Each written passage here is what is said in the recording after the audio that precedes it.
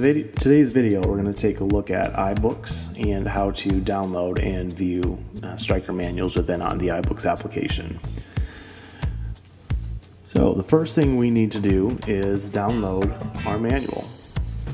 So to do that, we're going to the Safari browser, and you need it to open up the Stryker VPN. And to do so, we'll find it here in our bookmarks, and we'll type in our credentials. And open up the VPN. If you need the link for the VPN, it's right there on the top of the screen as listed.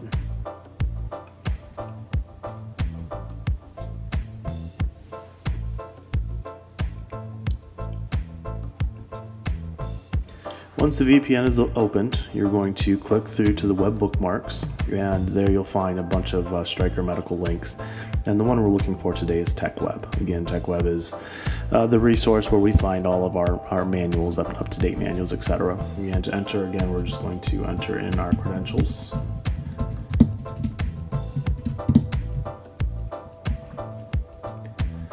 And we're going to search for the manual that we want to download. In today's example, we're going to download a stair chair. So I'm going to go through here to EMS, search for chairs, stair chairs, and we'll download a 6252 maintenance and operations manual. There we go, English. And as you can see, we're in the process of downloading that right now. The status bar, the blue bar on the top from left to right, showing you how fast the download is going and how long you have to go until it's complete. A quick note or suggestion: if you're downloading manuals, it's a good idea to do it on Wi-Fi. Some of our manuals, for example, for the S3 or InTouch, etc., are pretty heavy, 180 megabytes or heavier. So if you're doing that on a 4G connection, it could take you quite a while to do that, or it might even time out. So my suggestion is do it on Wi-Fi before you leave your house, or on a hospital connection, etc. Once the manual has loaded into Safari, we're going to simply just tap the page and then hit the open in button on the status bar that pops up, which will again open a new pop-up box, and we'll tap the open in iBooks button. Once you do this, it's going to open your manual right there into iBooks. So to get back, we'll just go hit the library button on the top left, and you can see it's inputted it into our iBooks. Now, I have already created a new collection called Stryker where I house all of my manuals. In case you have not, and this downloads into a different collection, I'm going to show you how to move it. So just simply tap that collection button on the top left-hand side, and you're going to see there's 4 different collections right now: books, purchase books, PDFs, and Stryker. I created the Stryker collection to house all of my manuals, and if you haven't done so, simply just tap the new button, and it's going to open up a space for a new collection, and just type in the name of your collection. We'll call it Stryker Manuals. And then hit the done button. To edit it, you just hit the edit button, go back, make whatever edits you want, and again hit done. Or to delete, you'll hit edit, the minus button, and then the delete button, which will delete that new collection you created. So we'll leave the Stryker collection right now as our standard for housing manuals, and we'll hit done and tap off of it to close that screen. Now, for example, if your manual is opened in another collection and you need to move it into a Stryker collection, just hit your edit button, which will open up a little circle on the left-hand side of each of the manuals, and tap the manual you want to move. And on the top left-hand side of your screen, hit the move button and put it into whatever collection you want. So obviously we want this in the Stryker collection, so we'll hit edit again, hit that circle, hit the move button, and move it back into the Stryker collection.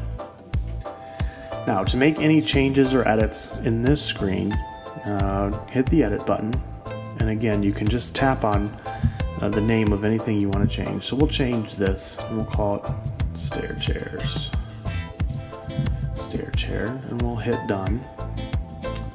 And then we decide, well, you know what, let's move this stair chair down. Hit edit again, and on the right hand side of each manual, you'll see like a 3-bar button. If you just touch and hold down on that button, you'll see that you can move your manual to any place you want and organize your manuals to best organize them to your standards or whichever way you want, and then hit the done button as well. At any time as well, you can also just slide your finger from left to right and a delete button will pop up to delete a manual that you don't want. If you don't want to delete it, you can just tap off of it. Now that we've downloaded our manual and we have it in a good collection with all the rest of our manuals, we're going to open that manual up by simply tapping on it. So we'll tap the stair chair manual, which opens up the manual into the page format where we can browse through each page and find what we're looking for. To browse through the manual, you can just swipe from right to left or left to right to go through each of the pages, or tap on the screen. And on the left hand side, you'll see a thumbnail button. It's the middle button on the top left side, right next to the library button. If we tap that button, we'll see that it opens up the manual into several small thumbnails so we can quickly find the right page. Tap on the page you're looking for. It again opens that page up into a larger view. Now for better viewing, or if you need details, you need to find where a part's going, you can simply pinch again in and out to open up and to zoom in and zoom out in the manual. Again, it'll show you everything you want to see. It'll get as detailed as you want just by pinching in and pinching out. There's also a search button on the top right hand side. It's the magnifying glass. Let's type parts. And as you can see, when you type in whatever word you're searching for, the iBooks application searches through the manual and finds, every instance of that word. So in this case, we'll just select page 35 here, and as you can see, it identifies where that word is selected. So, if you were looking for a track or something like that, you can just quickly search there using that button. The next item I want to show you is the bookmark page. A bookmark page is very handy for bookmarking a page within a manual and then quickly finding it without having to browse through the rest of the manual again. As you can see on the quick replacement parts list page, I have already bookmarked this page, which is identified by the red bookmark signal on the right hand side of the top of the screen. I can deselect that and it'll turn off from being read, or select it again, which tells me that I bookmarked this page. If I go back into the thumbnail section, which is again on the top left hand side, right next to the library button, click that, you can see there's also a bookmark button on the top right hand side of the screen. If we click that bookmark button, you'll see that the iBooks application opens up every page which has been bookmarked. In this case, we've only bookmarked the quick replacement part list guide. So it brings it up quickly for us, and we can just again touch that page and voila, there we go. It brings us right to where our bookmark is. If we want to bookmark other pages, we can go back here and we can search for the page we want to bookmark. Let's bookmark this wheel here. So we'll go back and we'll bookmark this because we find this wheel is breaking on every stair chair we have, or whatever the reason is.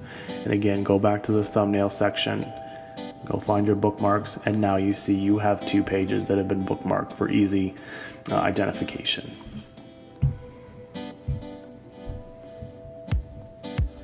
You can do other things such as adjust the brightness of your screen right here with this button, or you can also email out this manual to anybody you want to. If Albert, for example, can't find his manual, you can send it to Albert, which we won't do. So guys, that about wraps it up.